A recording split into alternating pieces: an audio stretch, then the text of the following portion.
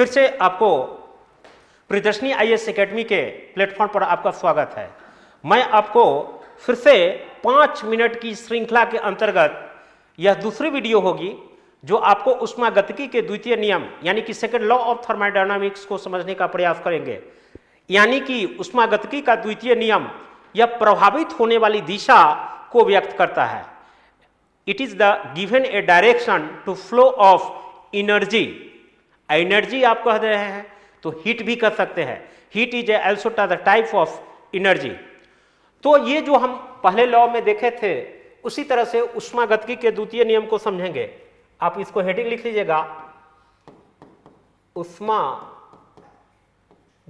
के द्वितीय नियम। द्वितीय नियम यानी कि second law of thermodynamics. Second law of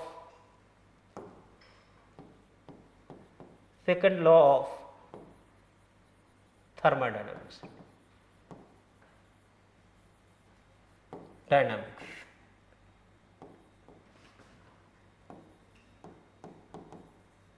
thermodynamics second law of thermodynamics में इसमें कहा गया है कि संपूर्ण जो हम ऊष्मा देते हैं वह सब के सब मैकेनिकल एनर्जी में कन्वर्ट नहीं किया जा सकता है।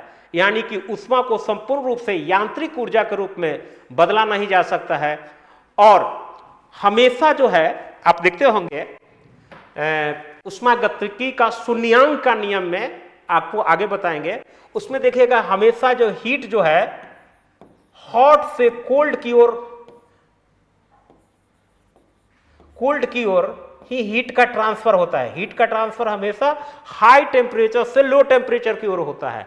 लेकिन ऊष्मागतिकी का द्वितीय नियम में यह होता है कि लो टेम्परेचर से हाई टेम्परेचर की ओर भी कई बार जो है आपका टेम्परेचर का फ्लो करा दिया जाता है। यानी कि ताप का फ्लो करा दिया जाता है, ऊष्मा का फ्लो करा दिया जाता है। यानी कि आप कहेंगे कि सर ऊष्मा और ताप आप दोनों बोल दिए, तो हीट और टेम्परेचर में सिर्फ इतना है कि हीट का स्पेसिफिक मान ही टेम्परेचर कहलाता है। यानी कि हीट का फ्लो हॉट से कोल्ड की ओर नॉर्मल स्थिति में होता है, लेकिन ऊष्मागतिकी के द्वितीय नियम के अनुसार यानी कि एक्सटर्नल सोर्स, एक्सटर्नल माने है बाह्य स्रोत के उपस्थिति में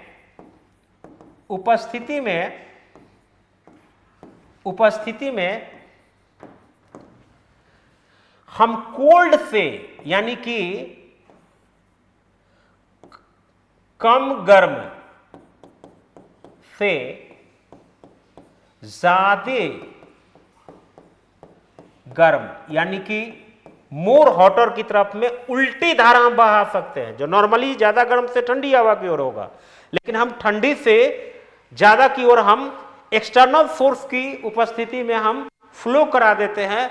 तो यह तभी संभव होता है ऊष्मागतिकी के द्वितीय नियम के अनुसार। यही कारण अब यहां से प्रश्न का उत्तर इतना जानने से आपका कंसेप्ट और भी क्लियर नहीं होगा। कुछ उदाहरण देता हूं, उससे आपका कंसेप्ट क्लियर हो जाएगा। जैसे रेफ्रिजरेटर,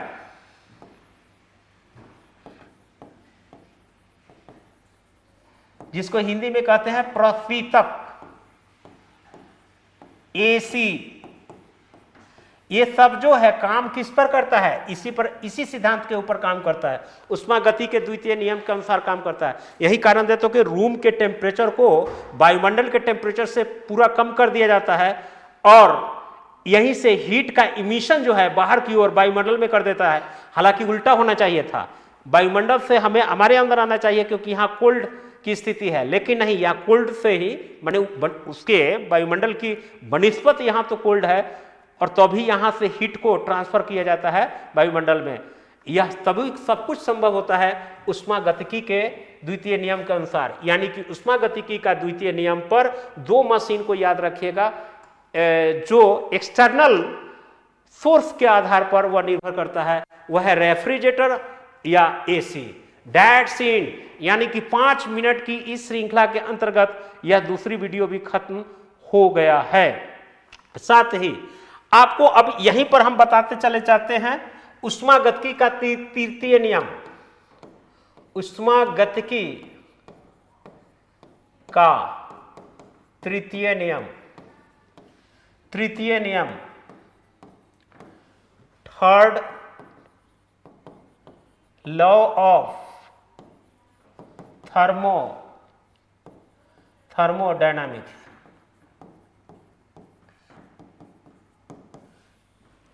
तो इसका मात्र एक ही लाइन का डिफिनेशन है कि किसी भी वस्तु या पिंड या ऑब्जेक्ट को एब्सोल्यूट जीरो टेम्परेचर तक नहीं लाया जा सकता। एब्सोल्यूट जीरो टेम्परेचर का तात्पर्य क्या होता है?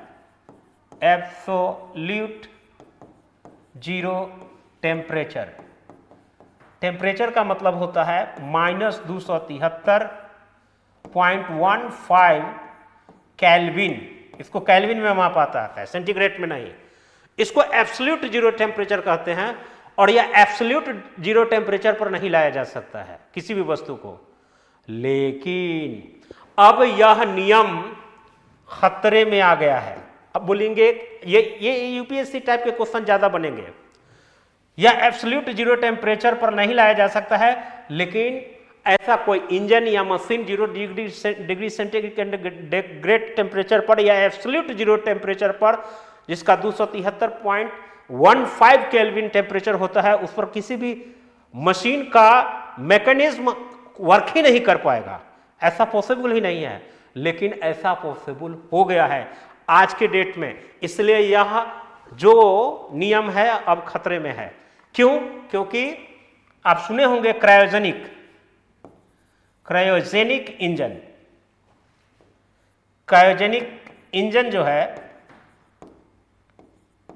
बनने से यह नियम अब खतरे में आ गया है, क्योंकि क्रायोजेनिक इंजन 0 डिग्री या उससे कम टेम्परेचर पर भी वह मशीन काम करती है, यानी कि वह सिस्टम काम करती है। इसलिए यह थर्ड लॉ ऑफ थर्मोडायनामिक्स खतरे में अब आ गया है। तो यह प्रश्न अब पूछा जा सकता है कि अब क्रायोजेनिक इंजन बनने से कौन सा नियम जो है खतरे में आ गया है। यह अप्लाइड क्वेश्चन अभी तक पूछा नहीं गया है, लेकिन कभी भी पूछा जा सकता है। तो उष्मागतिकी का तृतीय नियम है, यह third law of the thermodynamics है। सिर्फ थर्ड लॉ ऑफ थर्मोडायनामिक्स में सिर्फ इतना ही है। दैट्स इन कंसेप्ट क्लियर से रिजल्ट क्लियर के अंतर्गत यह श्रृंखला चलाई जा रही है, यानी कि आपका तीन लॉ है थर्मोडायनामिक्स ऑफ, आपको नियम से थर्मोडायनामिक्स ऑफ लॉ के नियम से जो 3 नियम है, हम तीनों नियम को हम 2 श्रृंखलाओं में खत्म कर दिया है। वह 5 मिनट की श्रृंखला है और इसी से प्रश्न आने की संभावना बनी रहेगी। That's in. फिर मिलते हैं आपको नेक्स्ट वीडियो में।